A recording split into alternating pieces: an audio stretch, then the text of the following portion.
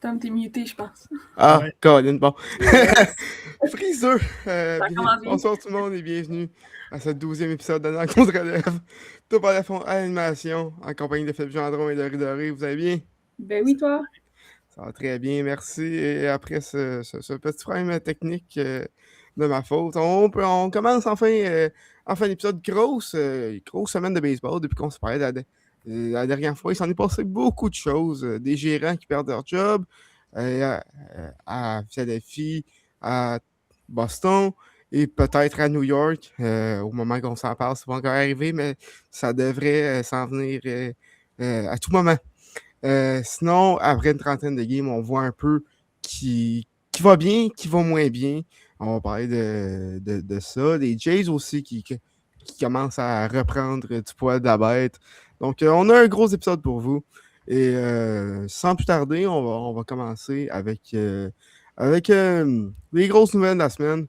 Alex Cora qui est limogé de son poste de gérant chez les Red Sox. Samedi, les Red Sox ont fait un peu un grand ménage du printemps après avoir remporté une victoire de 17-1 face aux Orioles. En plus de Cora, excusez, j'ai une petite fin de rhume, donc vous allez devoir excuser ma voix lors de cet épisode pour ceux qui nous écoutent en audio ainsi qu'en vidéo. Mais donc, c'est ça, les Red Sox qui, autre que Cora, l'entraîneur des frappeurs Pete Fatty, l'entraîneur au troisième but Carl Hudson, l'entraîneur de banc Ramon Vasquez, ainsi que les assistants entraîneurs aux frappeurs Dylan Lawson et Joe Cronin qui quittent l'équipe. Donc, on fait un grand ménage après un début de saison assez décevant. Une fiche de 10-17 en date de samedi qui est rendue maintenant à 12 et 19. Bon, pour le dernier rang de la division l'Est américaine. Premièrement, ma question pour vous, pensez-vous que c'était la bonne décision de le faire aussitôt dans la saison? C'était seulement le 25 avril au moment de le faire. Donc, pensez-vous que c'est un peu la bonne décision de l'avoir fait? Moi, je pense que oui. Je pense que c'est la première étape, en fait. Là. C'est tout le temps le personnel d'entraîneur qui écope généralement en premier avant que les joueurs écopent. Je pense que c'était la bonne décision à prendre si tôt. J'imagine qu'ils l'ont pris si tôt parce qu'ils espèrent que tous ces changements-là vont peut-être amener un électrochoc chez les joueurs puis qu'ils commencent à enchaîner des victoires pour peut-être monter au classement. Après, s'il n'y a rien qui se passe puis que les performances restent mauvaises comme elles le sont en ce moment, c'est sûr que là, il y a des joueurs qui vont tomber puis qui vont se faire échanger, mais je pense que c'était la bonne décision si tôt dans la saison pour justement se donner du temps pour évaluer l'effectif pour voir s'il y a un changement dans les performances de joueurs importants. Fait que, ouais, je pense que c'était la bonne décision à prendre à ce moment-ci. Là. Je suis un peu d'accord avec toi, Laurie. La seule chose qui vient me chercher un petit peu, c'est le fait, on a vu Trevor Story sortir dans les médias en disant que les joueurs n'avaient pas été consultés, qu'ils trouvaient que c'était encore trop tôt, qu'ils n'avaient pas laissé une assez... que Breslow n'avait pas laissé une assez grande porte pour Cora de se laisser valoir cette année. Puis c'est la seule chose qui était peut-être pas nécessaire du côté des Red Sox. Là, déjà que de licencier Alex Cora, c'était déjà quand même une grande nouvelle. Là. Ensuite, on amène un petit peu de drame avec tout ça. Donc, c'est quelque chose que j'ai trouvé qui aurait peut-être pu être mieux fait là, de ce que j'ai compris du témoignage de Story, surtout le premier. Là. Ensuite, il est retourné dans les médias pour dire qu'il y avait une discussion avec l'état-major, qu'il était satisfait de l'explication, de la décision, une fois qu'il leur en avait parlé. Mais du premier coup, je pense que ça a été fait un petit peu rapidement, peut-être un petit peu pressé, j'ai l'impression, mais moi aussi, je suis d'accord que souvent, tu veux faire ça un peu plus vite pour aller chercher un certain électrochoc ou donner un petit coup là, à ton groupe de joueurs. Mais c'est peut-être la façon qui m'a surpris un petit peu, là. Écoutez, moi, je suis vraiment pas d'accord avec vous. Je pense que oui, les Red Sox vont pas bien présentement. Je pense que tout le monde est d'accord avec ça. L'attaque est complètement anémique là-dessus. Mais à quel point est-ce que c'est la faute de Cora? Je pense pas. Je pense que la manière que l'effectif a été construit par Breslow, non seulement l'échange de Devers, bon, je veux pas battre ce chou-là, j'en ai déjà parlé auparavant, mais je pense que on avait mis beaucoup d'espoir sur les réveils offensifs de certains jeunes, dont un meilleur, Roman Anthony, entre autres. Et là, ça va pas bien du tout du côté des offensivement. Sinon, Trevor, des joueurs comme Story, justement, qui vont vraiment nulle part offensivement cette saison. Même, c'est pas vraiment sur Cora le problème. Et je pense que c'est surtout un manque, une certaine déconnexion entre l'état-major et le personnel d'entraîneur des Red Sox. Quand on voit que c'est tous les entraîneurs qui étaient avec Cora qui sont partis et non les entraîneurs des lanceurs qui avaient été amenés par Craig Breslow. Et je pense que c'est ça un peu le problème. Il cherchait un peu le moment pour s'en débarrasser.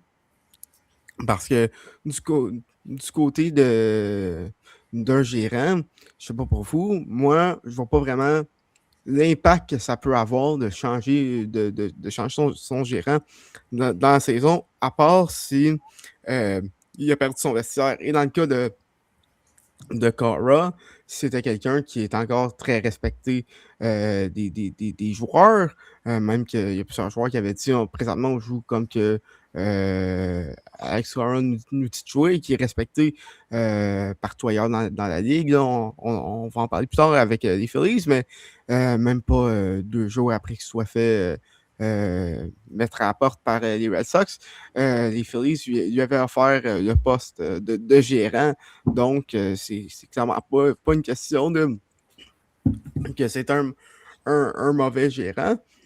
Et je pense que pardon. Je pense que ça revient un peu au problème que les Red Sox ont depuis quelques années. Oui. Tu vas y arriver. Écoute, je vais survivre. Comme je l'ai dit, petite fin de rhume ici. Mais ça revient un peu au problème que les Red Sox ont depuis quelques années. C'est de vouloir réagir un peu trop rapidement. À chaque fois qu'il y a un problème, on peut penser à l'échange de Devers. Au fait d'échanger tout le retour de cet échange-là, pas moins d'un an plus tard, ou même si on peut reculer l'échange de Mookie Betts.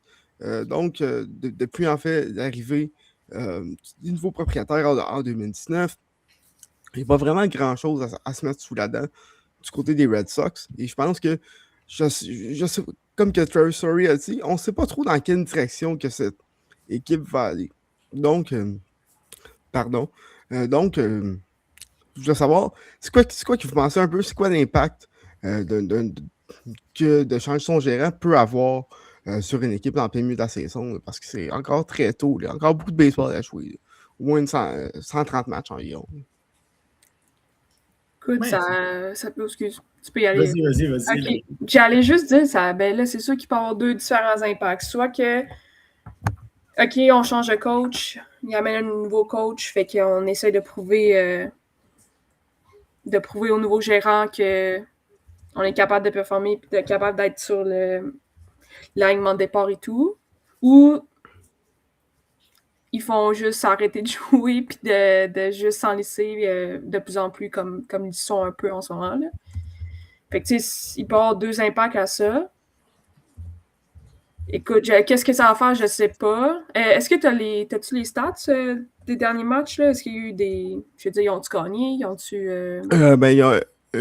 C'est une fiche de 1 et 2 dans une série Ok. contre les Blue Jays. Et c'est 2 défaites, disons, assez à sens unique du côté des Red Sox. Défaite de 3-0 défaite de 3-0 mardi et de 8-1 hier contre les Blue Jays. Quand même. Quand même. Écoute, ben c'est sûr que des fois, ça peut prendre du temps aussi, là, Ouais, évidemment. à passer le choc de genre, OK, le gérant, il est parti, je voulais pas qu'il parte, mais là, j'ai pas le choix, il est parti. Fait que, tu sais, j'imagine que ça va prendre du temps pour, comme, se remettre de tout ça, là. Mais écoute, j'espère qu'ils vont s'en remettre puis qu'ils vont, ben, jouer à la hauteur de ce qu'ils ont sur l'alignement, là. Mais c'est sûr que pour l'instant, ça rapporte pas, mais tu sais, c'est juste 3 matchs, là, fait que on va voir. Mhm. Mais du même côté que toi, Laurie, encore, mais je pense que du côté des jeunes, peut-être que ça va un petit peu donner, pas un second souffle, mais un petit peu plus de vouloir pour.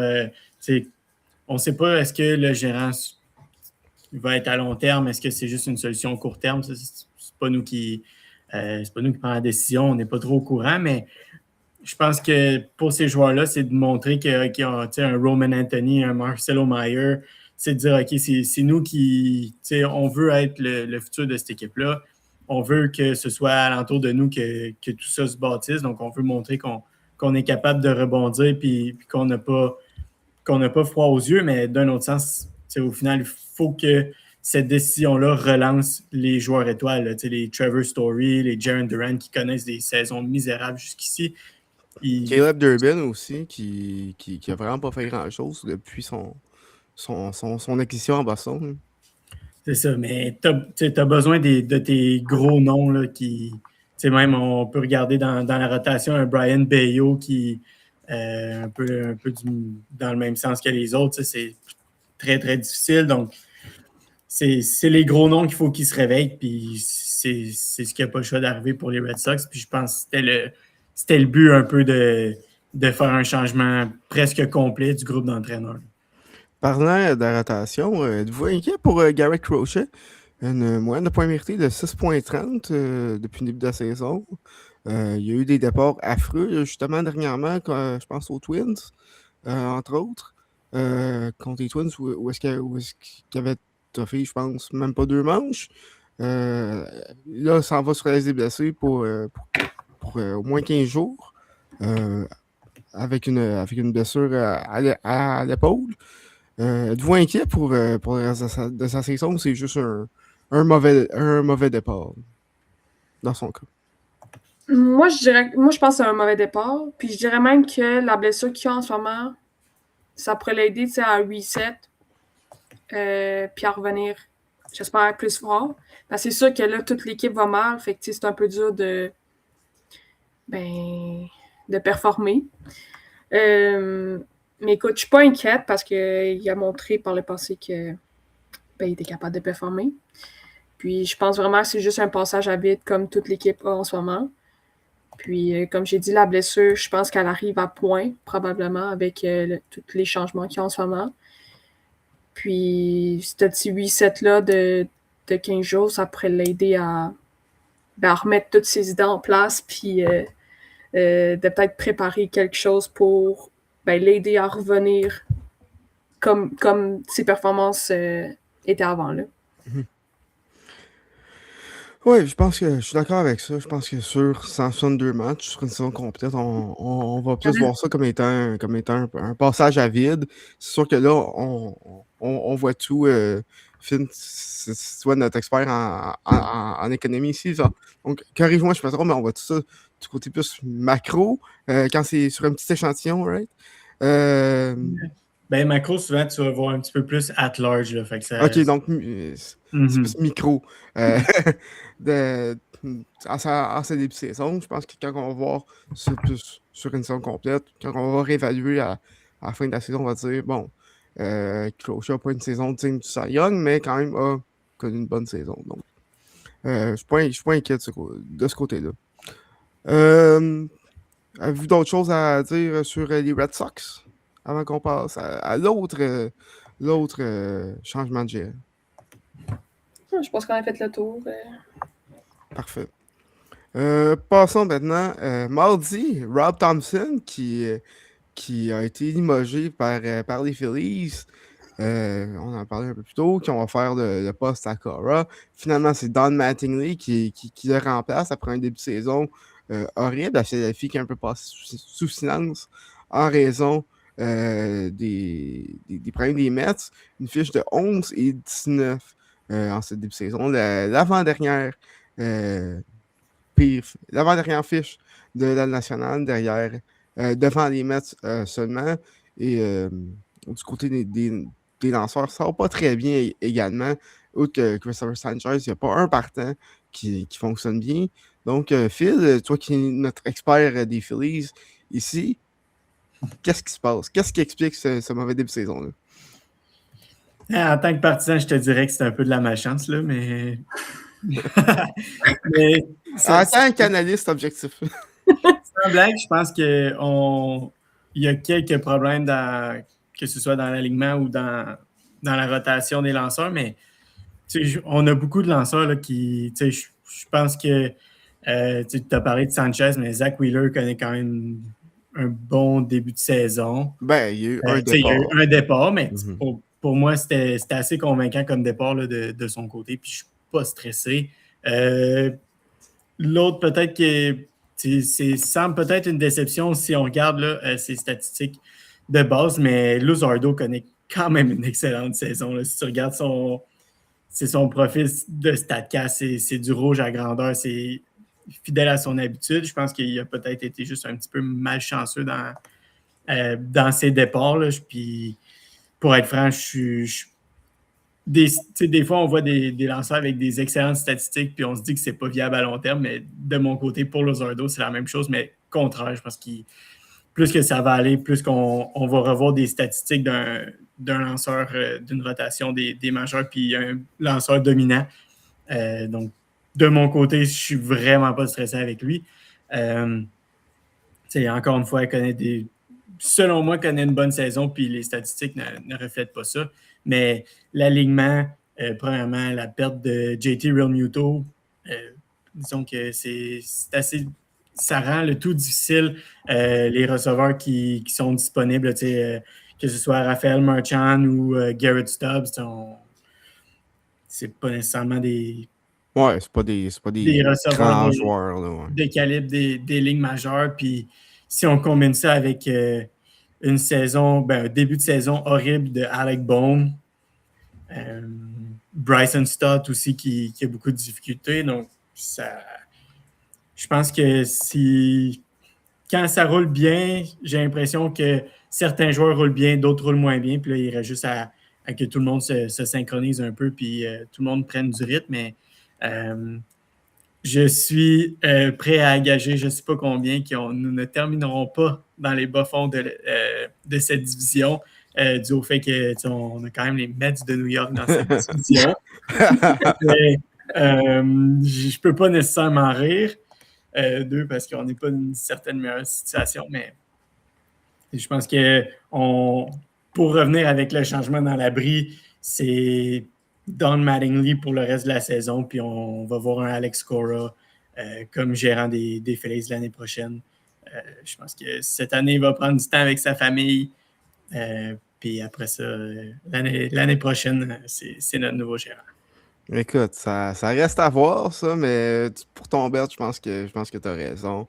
On va aller les mettre un peu plus tard, mais disons que à chaque fois que, pour reprendre une expression de Ange Postecoglou, qui est un entraîneur de soccer, à chaque fois que je vois la lumière au bout du tunnel, c'est juste un train qui s'en vient. Donc, je pense que ça résume très bien la saison des Mets présentement. Mais pour revenir sur les Phillies, là où le bas blesse, c'est clairement au niveau des lanceurs. Bon, oui, Luzardo, je suis d'accord avec toi. Et peut-être malchanceux, là, malgré une moyenne de points mérités de 5,50, sa FIP est quand même très basse, 2,74. C'est très bon. Ça whip aussi 1,28. C'est même meilleur que Sanchez. Donc, oui, il y a de la malchance de ce côté-là. Mais sinon, en regardant, bon, Walker, on n'en parlera pas. Je pense qu'il va être très content qu'il soit parti. Aaron Nola, sinon, ça va pas très bien, lui non plus. Et lui, c'est pas de malchance. C'est juste qu'il continue sur sa mauvaise séquence de l'an dernier. Depuis ses blessures, c'est plus. On reconnaît plus le même lanceur. Exactement. Et tu sais, du côté des statistiques d'équipe, c'est la troisième pire équipe des majeurs en termes de whip. Même c'est même la pire équipe en termes de la moyenne contre du côté des Phillies. Et l'attaque aussi, c'est une des pires attaques des majeurs avec les Mets au niveau de la présence sur les buts, de la puissance également. Penses-tu que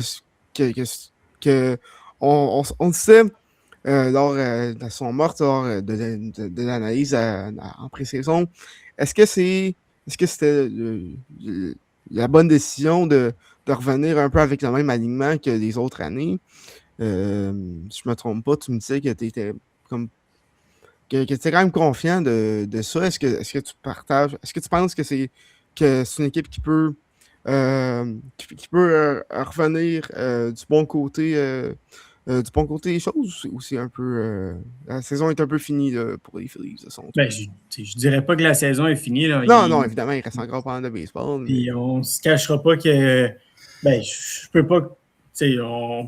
On verra à la fin de l'année, mais je pense pas, encore une fois, que des gars comme Trey Turner, Bryson Stott, Alec Bohm, qui aient autant de difficultés au bâton. Turner n'a pas nécessairement beaucoup de difficultés, mais il n'est pas nécessairement meilleur qu'un joueur moyen là, dans cette ligue-là. Puis on s'entend que Trey Turner, à chaque année, est généralement meilleur que la moyenne. Là, donc, je pense que tout devrait se remettre en place. Là. Je l'espère, évidemment, mais je pense que peut-être qu'au fil de la saison, ça va se replacer, puis on va rattraper les Braves. Moi, je suis... écoute, ça reste à être les Braves qui ont déjà une avance assez marquée dans la division. Je vais dire ça très, très précisément, là, mais une moyenne de... il y a 7 matchs d'avance sur les Marlins, 11 matchs d'avance sur les Phillies et les Mets. Je pense pas que ça J'aime ton optimisme. tout est possible dans la vie, mais ça va être difficile. Toi, Laurie, qu'est-ce que tu penses des déboires des Phillies?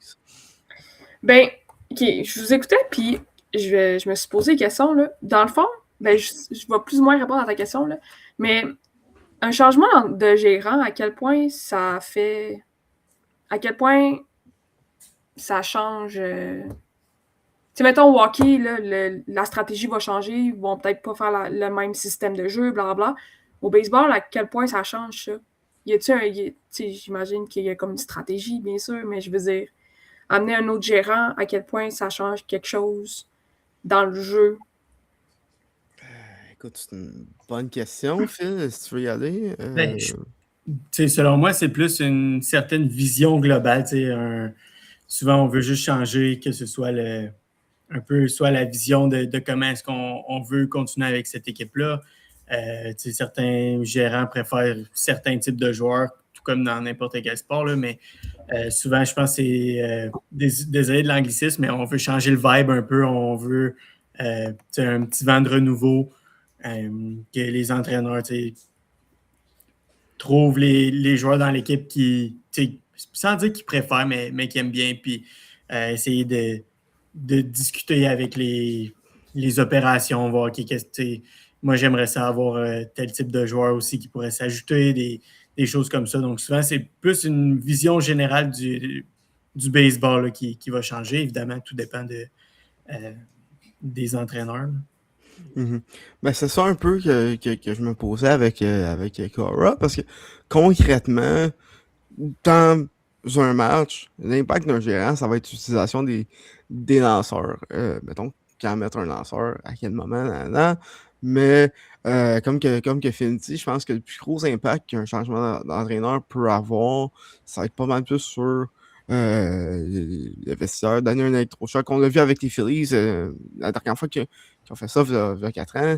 Ils étaient dans une très mauvaise passe. En juin, était une des pires équipes des majeurs. Je me souviens bien, Phil, tu peux me corriger là-dessus. Et on va chercher Rob Thompson. Ils sont rendus jusqu'en série mondiale cette année-là en 2022. Donc, je pense que de ce côté-là, c'est plus un changement d'avoir une voie différente. Qu'est-ce que ça amène? Je pense que avec les Phillies, ça revient un peu au même parce que je pense que c'est juste d'avoir une voie différente, ça peut changer quelque chose. Parce que du côté des joueurs, on sait, cette équipe-là, il n'y a pas eu de gros changements dans l'entre-saison. On sait ce que ces joueurs-là peuvent amener. Donc c'est ça. Je pense que concrètement, ça ne change pas grand-chose. C'est une question de vibe, de vision globale. Mais ouais, c'est ça. Je pense que ça fait un tour sur les Phillies. Passons maintenant à nos séries de la semaine. Ça nous prendra un petit jingle pour ça. Je vais essayer de trouver quelque chose pour ça. Mais malgré notre absence la semaine passée, écoute, des fois ça arrive. Hein, on était sur la liste des blessés, moi et Laurie, Phil était occupé. Des fois, la vie nous empêche d'être présent pour le podcast, mais on est là cette semaine. On a quand même suivi du baseball. Donc, on va commencer avec une série que je pense que Phil a eu beaucoup de plaisir à analyser la fin de semaine dernière, alors que les Rockies étaient en visite au Citi Field et affrontaient les Mets. Bon, je ne vais pas vous cacher que le but de suivre cette série-là, pour moi, c'était un peu d'achaler mon bon ami Thomas. J'espérais un certain balayage des Rockies. Puis je peux pas me plaindre non plus. Là, donc, ce que je voulais qu'il arrive, c'est plutôt arrivé. Là, mais honnêtement, je voulais suivre un peu aussi Édouard Julien, connaît un excellent début de saison. J'ai vu passer, puis là, ben, je me dis, c'est une pierre deux coups. Là, je vais suivre un joueur québécois, une équipe qui a quand même. Je voulais suivre aussi un certain Mickey Moniak qui connaît des bonnes saisons. Là. Je suis un ancien premier choix des Phillies qui n'a malheureusement jamais été. Il n'a jamais fait partie de la reconstruction qu'on espérait, mais je voulais voir souffrir les Mets de New York, puis je pense que c'était un petit peu ma série. J'ai eu extrêmement de plaisir. Les matchs c'était deux équipes sensiblement du même calibre, là, on va s'entendre. J'aime beaucoup en mettre, là. Ouais. Oh, ça paraît. Mais c'est ça, c'était deux équipes qui étaient sensiblement du même calibre à regarder, donc c'est sûr que ça fait des bons matchs, là. C'est deux équipes de bas fond de classement. Mais fini de rire des Mets, là, honnêtement, c'était une bonne série. Je dis pas que les Mets n'auraient pas pu en gagner. Là, c'était quand même des matchs qui jouaient serrés.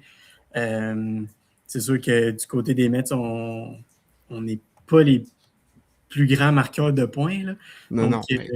C'est la panne sèche dans l'alignement. Donc, je veux pas voler le punch, là, mais non, j'ai été bien agréablement surpris des Rockies. Je pense qu'il y a quelques joueurs qui se démarquent, que j'aimais bien de base, mais c'est pas nécessairement des joueurs exceptionnels là, qu'on entend parler à chaque jour. Mais un Ezekiel Tovar, c'est toujours un joueur que j'ai beaucoup aimé. Brenton Doyle aussi. Je pense que c'est un bon début pour les Rockies de partir avec ces joueurs-là. Puis je ne pouvais pas demander mieux pour le résultat des parties. Est-ce qu'il y a un joueur qui sont toi, c'était qui ton MVP de cette série-là? MVP de cette série-là? Je dirais que honnêtement, c'était quand même sensiblement tout le temps serré, puis j'ai pas eu l'impression de dire comme, OK, ce joueur, dans tous les matchs, dans chaque match, on a vu des joueurs se lever un petit peu. J'ai été surpris de la rotation des Rockies. Souvent, on entend parler comme si c'était une débandade totale, mais on a quand même muselé les puissants Mets. Puissant, guillemets. Mais de mon côté, je pense que je voulais regarder Édouard Julien jouer. Je pense qu'il a joué du très bon baseball, donné des excellentes apparitions au bâton. Donc, je pense que c'est de mon côté, ça serait lui mon MVP. Là, sinon, il y a toujours des joueurs. Jake McCarthy a bien joué aussi. Beaucoup de vitesse, mais je pense que j'irais avec un peu le hometown qui est d'Édouard Julien. Tu parlais de la rotation des Rockies. J'ai lu un article récemment. C'est la première fois que les Rockies, cette année, ont engagé des analystes pour les lanceurs. Selon moi, il est à temps parce qu'ils ont une des situations les plus spéciales du baseball avec leur stade qui voyage. J'en reviens pas qu'ils ont enfin réalisé que c'était peut-être une bonne idée de revamper leur département des statistiques avancées, sachant que tu peux pas nécessairement avoir un personnel de lanceur qui est, entre guillemets, normal. T'as besoin de lancer de garder la balle au sol, beaucoup de balles frondes, de balles tombantes, vraiment faire tout en temps possible pour garder la balle au sol. Et c'est la première fois que les Rockies ont eu cette brillante idée-là. Donc, chapeau à eux. Il était temps. Je pense que c'est ça un peu qui fait la différence entre cette saison et la saison passée. Juste pour vous donner une idée, là, les Rockies sont présentement à 14 victoires. Ce que devinez, c'est à quelle date est-ce que les Rockies ont eu leur 14e victoire l'an dernier? C'était très tard. Très loin dans la saison. C'était en juin. Puis précisément le 15, à ma fête. Ouais, donc petit cadeau des Rockies qui m'ont fait cette journée-là. Mais juste en avoir un des Mets cette année. Quoi?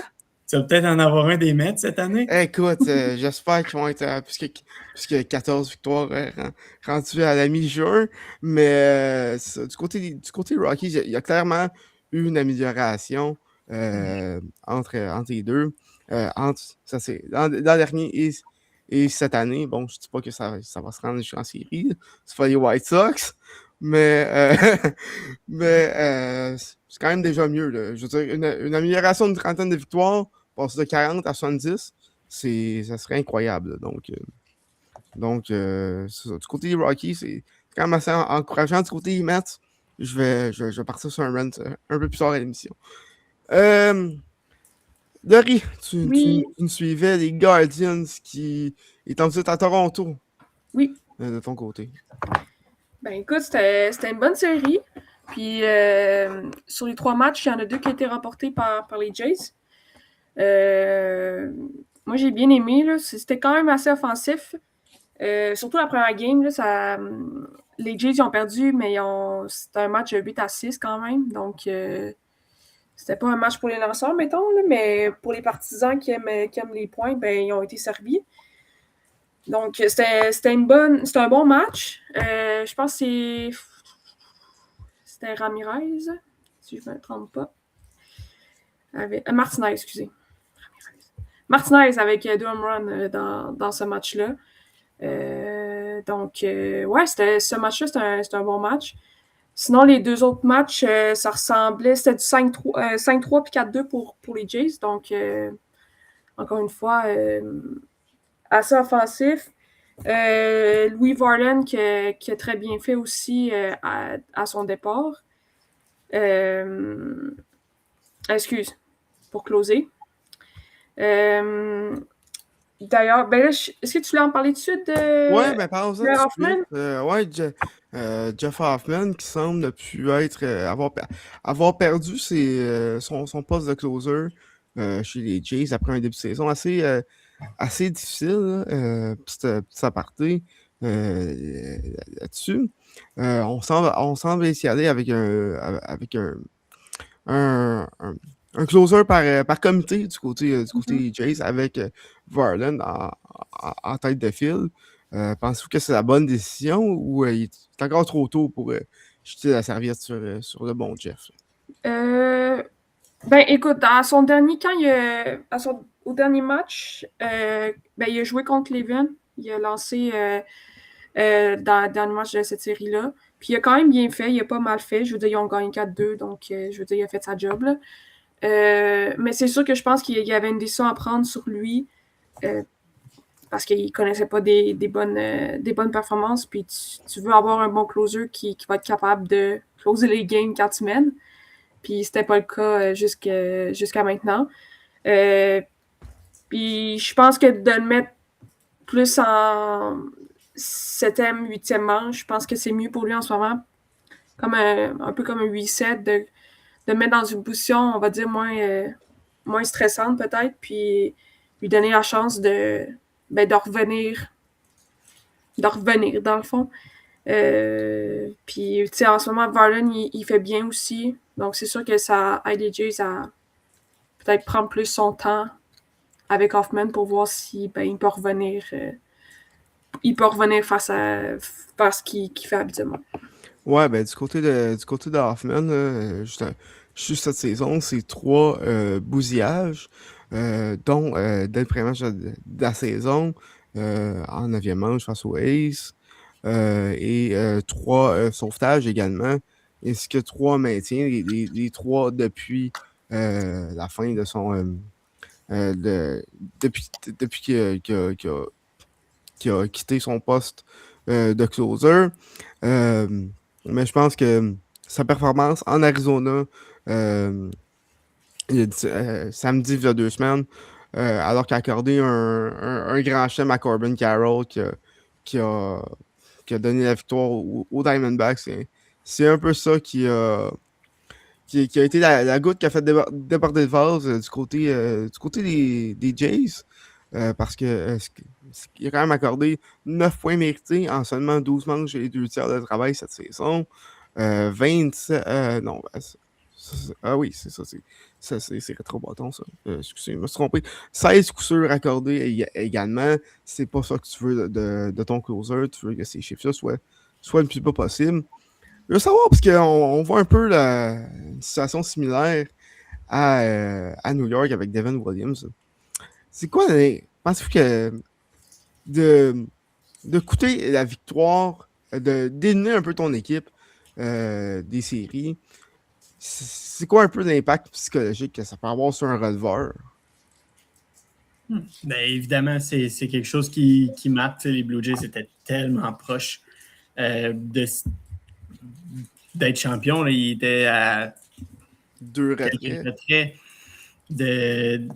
De partir de là avec la victoire et d'être gagné la série mondiale. Donc, c'est sûr que c'est dur sur le moral. Là, on l'a vu, Hoffman, en entrevue d'après-match, là, qui sentait qu'il avait laissé tomber ses coéquipiers, etc. Mais au final, c'est un moment difficile, mais chaque année est une nouvelle année, j'ai l'impression. Puis, du côté des Blue Jays, je suis pas nécessairement contre qu'on roule un peu avec le lanceur qui le va le mieux dans le moment, que ce soit Varland qui va très bien en ce moment.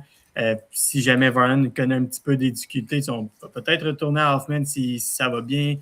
Ça peut être Tyler Rogers, Bryn Fisher, n'importe lequel. Je crois qu'au final, pour les Blue Jays, on va viser le lanceur en lequel on a le plus confiance. Si c'est à être Varland, ça va être Varland. Si c'est à être Hoffman, ça sera lui. Mais je pense que du côté d'Hoffman, c'est peut-être encore un petit peu difficile à digérer, mais je pense que plus que la saison va aller, on va probablement revoir le Jeff Hoffman des 2 dernières années, même si on s'entend que les releveurs, là, c'est probablement ce qui est le plus volatile dans le baseball majeur. Donc, on peut connaître une excellente saison puis une saison de misère après ou le contraire. Donc, ça reste à voir. Mais pour Jeff Hoffman, de ce que je vois en ce moment, c'est pas ce qui est le plus alarmant du côté de son côté. C'est juste dans les grosses situations, j'ai l'impression que c'est peut-être un petit peu plus difficile.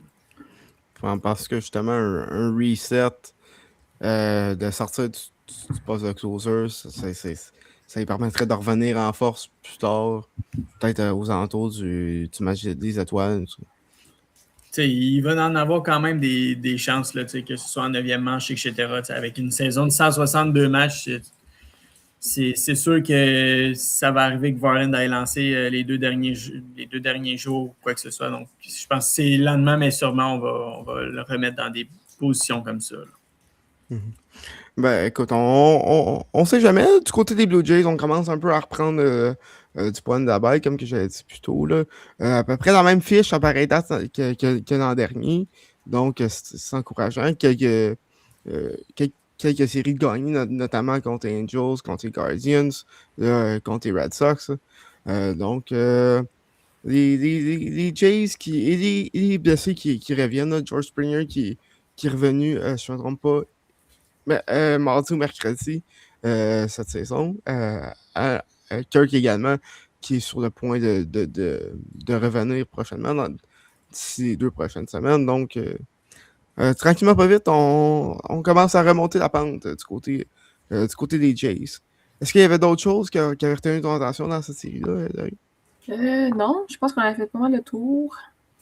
Parfait. De mon côté, j'ai suivi, sans le savoir, la dernière série complète de Alex Cora à la barre des Red Sox, alors que c'était le classique Yankees-Red Sox au Fenway Park.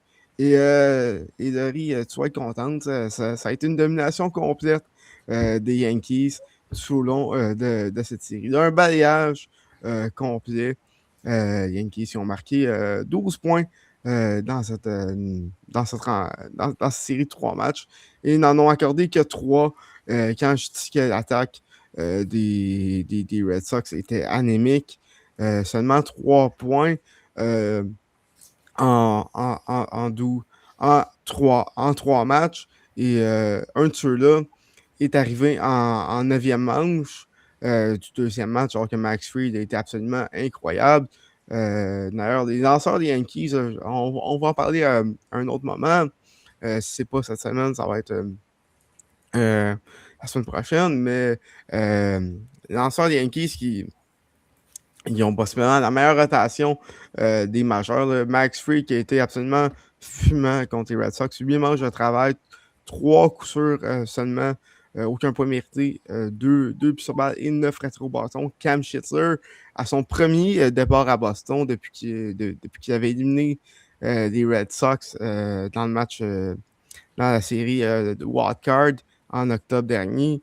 C'est bien tiré d'affaire également. 8 manches de travail, 4 coups sûrs, 1 point mérité, 5 retraits au bâton. Donc, ça se passe très bien du côté Yankees. Et offensivement parlant, Giancarlo Stanton qui a séparé son bâton, 2 circuits de son côté dans cette série-là. Et évidemment, ce qui a retenu mon attention, c'est vraiment les lanceurs des Yankees. Alors, mes MVP, j'ai des co-MVP, Fried et Schitzler, qui ont vraiment été excellents dans cette série.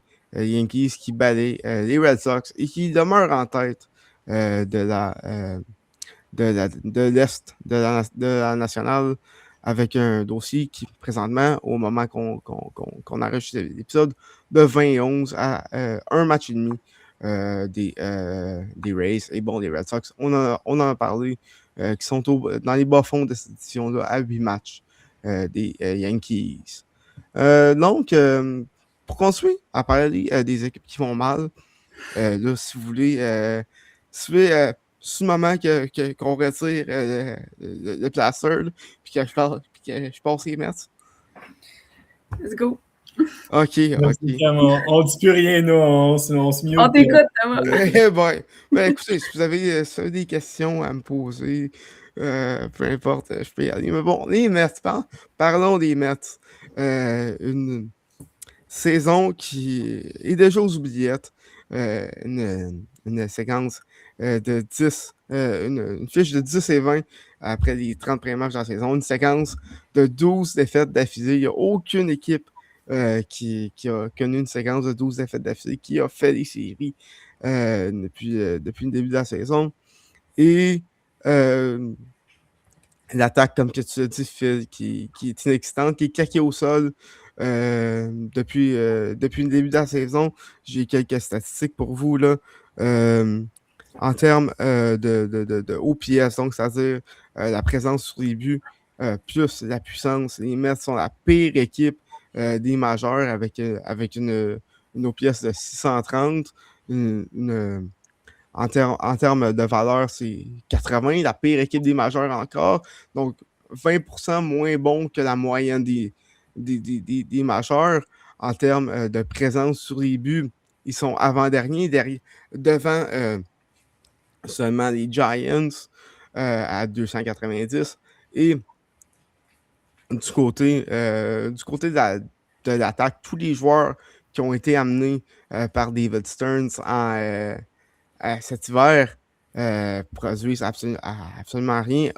En fait, outre Juan Soto, il n'y a aucun joueur régulier qui a un OPS plus de 100, c'est-à-dire qui sont à la moyenne, dans la moyenne des majeurs. Des joueurs comme Bichette, bon, a eu quelques bons moments dernièrement, là, je pense à son double qui a donné la victoire contre les Twins pour terminer cette séquence de 12 défaites d'affilée. A eu des bons moments, mais un OPS de seulement 598. C'est pas ce qu'on s'attendait de lui. Lewis Robert également, qui, bon, prend plus de lancers, mais une OPS de seulement 656. Ça va pas bien. BT n'est pas capable de prendre ce step qu'on pensait qu'il serait capable de prendre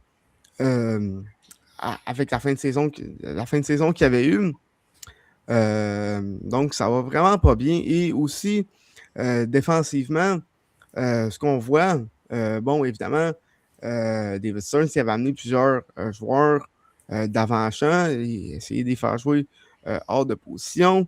Ça va pas très bien non plus. Et même Lindor, Francisco Lindor, qu'on voyait comme l'encre de cet avant-champ-là. Bon, on connaît un début de saison absolument horrible. Offensivement, bon, j'étais prêt à vivre avec. Il y a l'habitude de commencer tranquillement au bâton. En plus, il avait manqué l'entièreté du camp d'entraînement avec sa blessure au petit ouest, une blessure après ça qui est difficile de retrouver son rythme offensivement. J'étais prêt à vivre avec un début de saison tranquille au bâton. Mais c'est les erreurs défensives, les erreurs mentales que je vois de son côté qui est extrêmement difficile à avaler. Je pense notamment à Saint-Louis, alors qu'il est complètement resté figé au premier but, juste avant un circuit de Juan Soto qui aurait permis aux Mets de remporter le match. Ou encore une fois, dans la même série, alors qu'il avait oublié le nombre de retraits qu'il avait, ou des roulants mal jugés, des erreurs défensives, c'est pas ce qu'on est habitué de voir de son côté. Et en plus de tous les changements qu'il y a eu lors de notre saison, contrairement aux autres années, il y a un grand sentiment d'incertitude du côté des Mets parce qu'on ne sait pas ce que ces joueurs-là peuvent nous donner. Contrairement à, je dirais, 2024 ou 2023, alors qu'il y avait quand même des débuts de saison similaires. Il y avait encore un peu d'espoir parce qu'on savait que Nemo était capable de mieux au bâton, que Lindor pouvait se réveiller, que ces joueurs-là qu'on avait vu un peu grandir dans l'organisation, on savait ce qu'ils pouvaient nous donner. Là, de ce côté-là, il y a eu tellement de changements et qui n'ont pas été nécessairement bien faits offensivement. Je pense notamment à de laisser partir Pete Alonso, de laisser partir Brandon Nemo. j'étais pas nécessairement contre ces changements-là.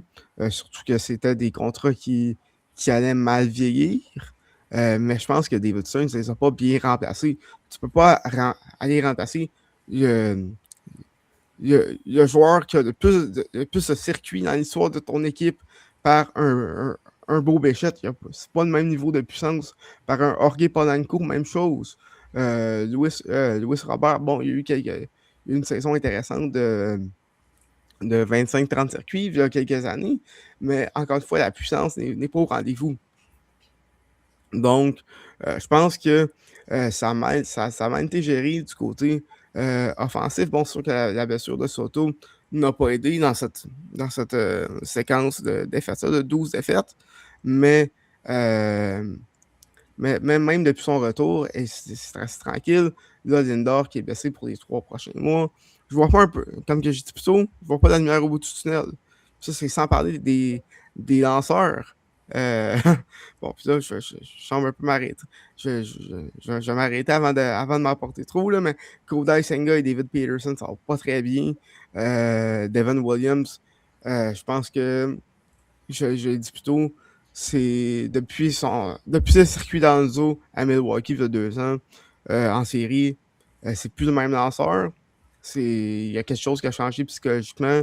Et c'est un lanceur de seulement 2 lancers. C'est facile après de deviner, mais seulement 14, 8 points mérités en 8 matchs de travail. C'est pas ce que tu veux de ton closer. Luke Weaver également qui a eu de la difficulté. Donc, je ne sais pas vraiment où est-ce que l'espoir vient du côté des Mets. Le seul bout d'espoir, c'est Nolan McLean, qui, faut que je donne, a eu d'excellents départs cette saison. Notamment, a passé très proche, pas très proche, mais avec un excellent départ contre les Twins, 5 manches parfaites. Un peu de difficulté en 6e, mais c'est vraiment le seul point positif que j'ai avec les Mets depuis le début de la saison. C'est Nolan McLean et Clay Holmes également qui connaît pas un si mauvais début de saison que ça.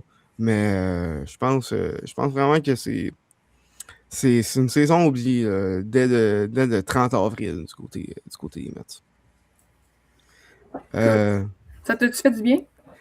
Oui, merci, ça a fait du bien. Moi, j'ai une question pour toi, Tom. Vas-y. C'est une question puis un commentaire par la suite. Ma question, c'est toi, personnellement, est-ce que ça va bien dans ta vie? Est-ce que tu es de te sortir de ce trou-là?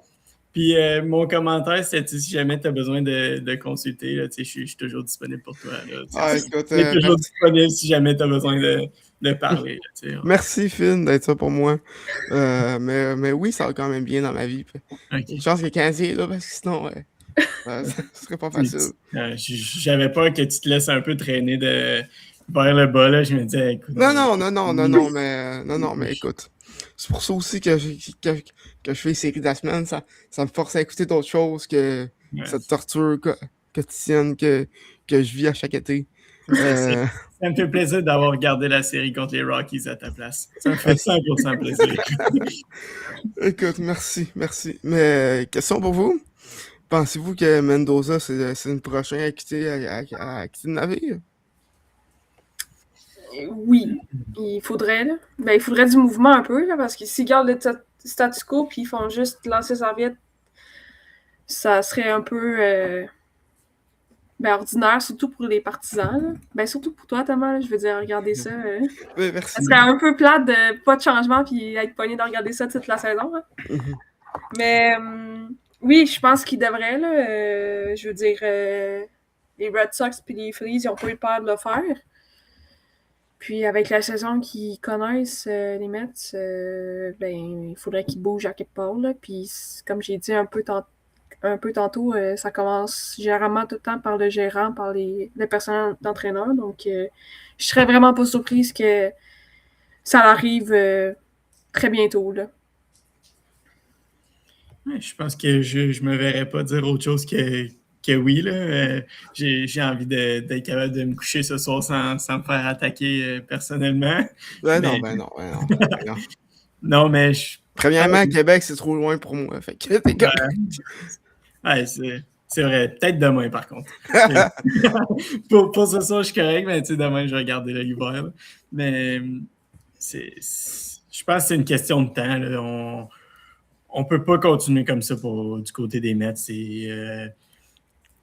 Si c'était pas une saison morte aussi mouvementée que ça a été, je suis pas certain qu'on parlerait nécessairement de ça. Oui, ça serait un enjeu, quelque chose qu'on discuterait, mais je pense qu'après avoir mis autant d'efforts, de dépenses, etc., je pense qu'à un certain point, tu n'as pas le choix de gagner. Puis, il faut qu'ils fassent n'importe quoi dans leur pouvoir pour en profiter. Là.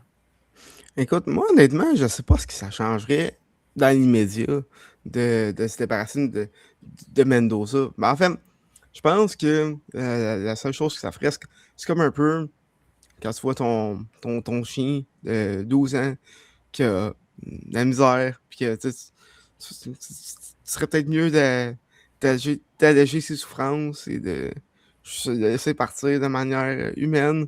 Je pense que c'est un peu ça que ça ferait de congédier Mendoza. Ça va rien changer à cette équipe-là. J'avais une stat depuis le 13 juin dernier, c'est-à-dire depuis un peu le début de la débandade l'an dernier, parce qu'il y a aussi ce fantôme-là qui est là, la fin de saison catastrophique. Les Mets ont une fiche voyons, j'avais ça à côté. Extrapolé sur 162 matchs, c'est une fiche qui est bonne pour une saison de 63 victoires, 99 défaites. Ils ont joué un peu moins de ça, mais ils ne jouent pas du baseball gagnant dernièrement. Et honnêtement, je pense que tu peux pas, comme que Phil dit, tu peux pas dépenser autant et continuer à jouer, à perdre de cette façon. Donc, je pense que il va falloir que quelqu'un paye à un moment donné. Puis je pense que c'est Mendoza, même si c'est pas nécessairement de sa faute à lui. La raison de ses performances-là, je pense que c'est plus une question de David Stearns. Je pense que ça va être lui un peu qui va écoper pour ce mauvais début de saison-là et cette fin de saison catastrophique.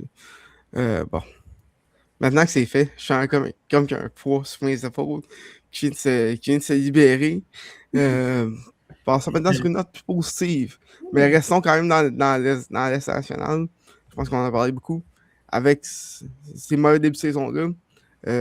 Avant, j'avais une question. Là, ces trois équipes-là, les Red Sox, les Phillies et les Mets, qui est-ce que vous voyez un peu qui serait capable de changer les choses et se rendre en série? Moi,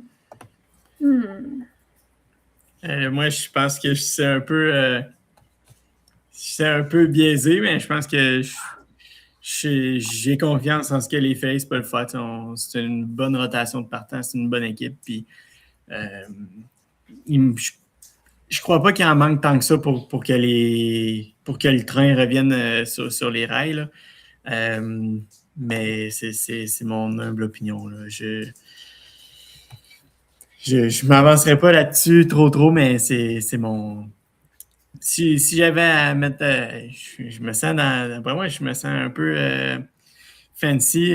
Si j'avais un 10 à mettre, ça serait sur eux, là, mais il faudrait que j'arrête de dire ça parce que. Ouais, ça te Je vais me ruiner un peu, là, puis... ouais, ça te fait pas mal de 10, on va faire une annonce de Bet 99 dans le prochain épisode. Mais, ouais, pour moi, ça serait les Phillies. C'est une bonne rotation. Je suis pas inquiet qu'il y ait Luzardo, puis je serais même pas surpris que ce soit un lanceur au match des étoiles. C'est peut-être un hot take, là, mais je serais pas surpris de le voir au match des étoiles. Veux-tu y aller, Larry? Ou... Ah, ben, je peux y aller rapidement. Moi, je vais y aller juste l'inverse de Philippe, puis moi, y aller avec les Red Sox. Puis, il n'y a pas vraiment de raison précise, là. Je pense que c'est juste pour aller à l'inverse de. Genre, j'aime pas les Phillies. J'aime pas Philadelphie, tout court, toutes les équipes, là, pro. Pas dans mon cœur, fait que je peux pas aller pour eux. Fait que je vais y aller pour les Red Sox, puis je pense que le choc de voir leur gérant partir alors que il voulait plus. Ah bon, alors que c'était. Ben, c'était pas prévu dans. Pas prévu, mais c'était pas dans leur carte chez les joueurs. Je veux dire, peut-être qu'une fois que le choc est passé, peut-être qu'ils vont commencer à jouer. Puis montrer qu'ils peuvent sauver la saison à partir de maintenant. À voir. Mais ouais, j'irai avec les Red Sox. Une pièce pour toi, ça, Tom. Hein? Elle veut juste dire contre moi, mais elle ne prend même pas pour toi.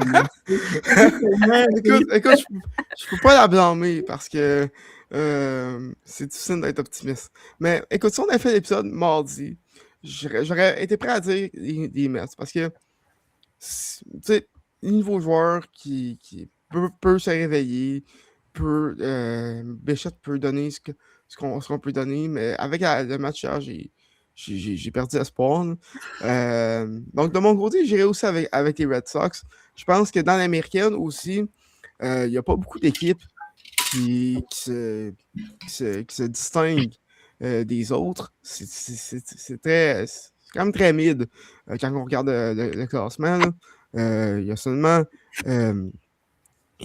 que 5 équipes qui sont à 500 et plus haut. Donc, je pense que les Red Sox également ont eu un peu de malchance et avec des lanceurs qui, outre Bello et Crochet qui vont pas très bien, le reste de la rotation va quand même très bien. Si l'attaque se réveille, je serais pas surpris qu'ils puissent se battre pour une place en série. Par contre, ça va être quand même difficile parce qu'il y a plusieurs équipes qui se réveillent en même temps. Je pense à Seattle et à Toronto, là, entre autres, qui n'avaient pas connu des bons débuts de saison puis qui se réveillent à ce moment-là, dernièrement. Là. Donc, on verra pour la suite des choses. Mais ça, du côté des Phillies aussi, je pense qu'on sait un peu ce que cette équipe-là va donner. C'est un peu la même équipe qu'on avait dans les dernières années. C'est une équipe qui est vieillissante. Donc, sur 162 matchs, je sais pas.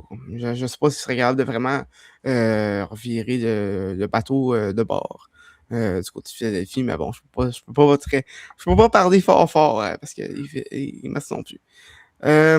Donc, restons dans l'Est national, mais parlons d'une équipe qui va bien, les Braves, avec le début de saison que connaît les autres équipes favorites de cette division-là et le début de saison incroyable qu'ils ont présentement. Est-ce que vous seriez prêt à leur donner la division tout de suite, en ce 30 avril? C'est une longue saison, mais pour l'instant, les Braves semblent probablement une des meilleures équipes dans le baseball majeur, puis définitivement la meilleure équipe de cette division-là. Là. Donc, de mon côté, pour l'instant, c'est la meilleure équipe de la division. Est-ce que c'est quelque chose qui va rester toute la saison? À savoir, on n'est même pas à la mi-saison encore. On n'est même pas... on n'est même pas au quart de saison. C'est ce que j'allais dire. On n'est même pas au quart de la saison. Donc, c'est encore tôt, selon moi, pour leur donner la division. Mais je pense que du côté des Braves, avec un début de saison comme ça, si on n'a pas une place en séries éliminatoires, c'est une grosse déception. Champion de la division, je ne sais pas, mais tu peux t'attendre à une place en séries éliminatoires. Là. Mm-hmm. Moi, je serais prêt. Vas-y. Ben, moi, je serais prêt à leur donner la division en ce moment. Là. Drake Baldwin et Matt Olson, quand c'est des saisons incroyables. Là. Baldwin qui a prouvé que l'an dernier, c'est pas juste un feu de paille. Puis là, mène la ligue déjà au chapitre des coups sûrs, au chapitre des points marqués. Vraiment une OPS plus de 147. Olsen, une OPS plus de 181. Une OPS de 1018. Donc, c'est énorme là, du côté d'Olsen. L'attaque va très bien. Et ça, c'est sans compter des départs décevants de Acuna et Riley. Riley qui a même une WAR négative en ce début de saison-là. Et du côté des lanceurs, c'est là qu'on avait les plus gros doutes en ce début de saison-là. Ça va très bien, même là. Et il y a plusieurs lanceurs qui sont blessés, qui reviennent prochainement. Là, je pense entre autres à. Voyons. Bon. Il y a plusieurs lanceurs de blessés qui reviennent prochainement. Mais ceux qui sont sur l'effectif présentement, Chris Sale qui ne vieillit pas là, à 37 ans, pourrait très bien. Il lance comme un lanceur qui en a 10 ans de moins. Un départ de 5 et 1, une moyenne de points mérités de 2,31 en 6 départs cette saison. Bryce Elder, une moyenne de points mérités de 1,95 en cette début de saison-là. 31 rétro-bâtons, seulement 8 points mérités en 37 manches de travail. Martin Perez, qu'on avait amené seulement sur un contrat des ligues mineures, en 28 manches de travail. Une moyenne de points mérités de 2,22 et la relève également qui fonctionne très bien. Là, Robert Suarez, qu'on voyait un peu comme le closer B de cette équipe, connaît un excellent début de saison. Déjà 3 sauvetages à sa fiche depuis le début de la saison, une moyenne de points mérités de 0,71. Donc, je ne vois pas vraiment comment, à moins que les Braves connaissent une saison catastrophique. Ça, je vois pas comment est-ce que cette équipe-là pourrait perdre la division. Parce que du côté des Marlins et des Nationals, les deux autres équipes qu'on n'a pas parlé, c'est des équipes qui sont, oui, très divertissantes à regarder jouer, mais sur 162 matchs, je pense pas qu'ils peuvent maintenir la cadence qu'ils ont présentement. Et même là, ils ont une avance assez bonne sur ces deux équipes-là. Déjà 22-9, la meilleure équipe du baseball, ça va être difficile d'échapper cette avance. Mais c'est pas impossible, les Mets sont faits l'an dernier. Tu parlais de mon optimisme, maintenant on va parler d'ici. Donc, toi, Laurie, est-ce que tu donnes la division déjà aux Braves? Mais c'est sûr, c'est un peu tôt, mais là, ils ont tellement une grosse avance que comme faudrait vraiment qu'ils l'échappent, là. Fait que, tu sais, je pense que oui, en fait, là. Je vais y aller avec oui. Puis, je pense que je verrai le seul... Tu sais, parce qu'ils ont vraiment un bon momentum en ce moment, là. Ça va être dur de tu sais, qu'ils perdent ce momentum-là de bonne performance, là. Mais je pense que, tu sais, le seul truc qui est hors de leur contrôle qui pourrait arriver, c'est genre s'il y a des grosses blessures, puis là que, je sais pas, chez leur centre partant ou chez leur joueur vedette ou peu importe, là, tu sais, des blessures qui viennent un peu débalancer leur alignement, puis que là, ils connaissent une série de défaites, mais tu sais, en même temps, les chances que ça arrive, je veux dire, sont pas si grandes que ça, puis aussi, je veux dire, ils ont tellement une grosse avance que ça serait un peu tough de faire ça, mais écoute, je leur donnerais, moi. Champion de la division, pourquoi pas? Écoute, on verra pour la suite des choses, mais c'est sûr que le 30 avril, il est encore tôt, mais Ouais. l'avance, il va être difficile à échapper.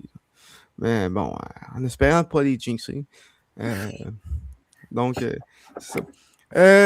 On pourrait s'étaler encore pendant 2 heures, sauf qu'on va arrêter l'épisode ici. On avait beaucoup de choses à parler. En terminant, vos séries que vous surveillez cette semaine? Bon. Je vais y aller. Je vais y aller de mon côté. Est-ce que vous saviez que la Centrale nationale, il n'y a aucune équipe en bas de 500? Non. Ben, il n'y a aucune équipe en bas de 500. Et les Reds qui sont premiers de la division. Un demi-match d'avance sur les Cubs. Vraiment, ça me surprend énormément. Je n'ai pas vraiment porté attention. Donc, je vais porter attention. Je suis la série entre les Reds et les Pirates. Même si c'est une série entre la première équipe et la dernière équipe de la division. Il y a seulement 3 matchs et demi qui séparent ces deux équipes-là. Les Pirates qui ont fait beaucoup de moves dans l'entre-saison. Et ça paye. Du côté des Braves, seulement 2 frappeurs qui fonctionnent en South Stewart et Ellie de la Cruz, mais quand même une fiche de 19 et 11 pour commencer la saison. J'aimerais ça voir qu'est-ce qui fait en sorte que ça fonctionne aussi bien à Cincinnati. Donc, c'est mon choix. Les Reds qui sont en visite au PNC Park. Bon, ben moi, je vais suivre un peu Tom. Moi, je vais y aller, par contre, avec les Giants contre les Rays. Les Rays qui sont plutôt intéressants, étonnants aussi. Étonnant. Évidemment, on s'attendait à une course serrée dans la division, mais Chandler Simpson, je pense qu'on en entend parler beaucoup. J'ai pas eu la chance de regarder énormément de matchs. Donc, c'est certainement mon spotlight de cette série-là. Mais il y a aussi un lanceur que ça fait longtemps que je n'ai pas vu lancer et que probablement vous aussi, mais Shane McClanahan. C'est lui qui va censé avoir le départ le vendredi. Donc, c'est quelque chose qui va m'intéresser de mon côté. Puis pour ce qui est des Giants, je suis un grand fan de Young Hoo Lee. C'est un joueur que j'aime beaucoup regarder. Puis évidemment, un certain Raphaël Devers qui va jouer. Donc, je voulais regarder les Rays. Puis d'un certain sens, les Giants, je trouve que c'est un peu une équipe qui est, sans dire oubliée, mais peut-être que je porte moins un peu attention à cette équipe-là, malgré le fait qu'il y a quelques joueurs que j'aime bien. Donc, pour moi, ça faisait beaucoup, beaucoup de sens d'aller avec cette série-là. De ton côté, Laurie? Oui. Écoute, honnêtement, là, moi, je suis pas bonne pour choisir des séries. Parce que j'essaie de trouver... Ben, si tu peux me conseiller, Thomas, c'est que j'essaie de trouver une série pas trop plate. Tu sais, mettons, les deux dernières équipes d'une division, c'est pas le truc le plus excitant, mais tu sais, tout le temps un derby ou quelque chose genre... quelque chose d'intéressant, là, tu sais, à regarder. Ben écoute, si je me fie à notre convo Messenger, parce que Ouais. vous sortez un peu, le rideau, là, on choisit nos séries en début de semaine. T'avais dit Tigers Braves. Ah, voilà, je viens de le retrouver. Tu vois à quel point je l'ai retenu, là, ce que je t'ai dit. Ouais, une série qui est terminée, par contre, je me trompe pas, c'est plus. Ouais, c'est terminé en plus. Tu vois à quel point je suis mêlée, genre. Mais ouais, c'est fini. Ben, je vais pas en parler tout de suite, là, bien sûr, mais oui, c'est une série qui est finie. Puis, ben, écoute, les Braves, ils ont remporté. Ils ont remporté 2 victoires sur les 3, là. Mais tu sais, ça, je vais en parler. On en la parlera la semaine prochaine, pas spoiler personne. Mais ouais, Braves Tigers que j'avais pris. Puis, écoute, c'était des bons matchs, mais ça va être pour la semaine prochaine. Parfait. Ben, écoutez, merci d'avoir été là aujourd'hui. Merci également de nous avoir écoutés à la maison. On espère que votre saison de baseball va mieux que la mienne. Et que celle de Phil également. Et ben écoute, je souhaite que vos équipes gagnent. Parce que la mienne, ça va pas très bien. Sur ce, je vous invite à nous suivre sur Spotify, sur Instagram, sur Facebook, TikTok également, Apple Podcasts, YouTube, name it, n'importe quel réseau social où est-ce que l'Enclos de relève est présent. N'hésitez pas à vous abonner. On a du gros contenu qui s'en vient pour vous. Et ça va être tout pour l'épisode d'aujourd'hui. Et on se reparle la semaine prochaine pour un autre épisode de l'Enclos de relève. Ciao tout le monde.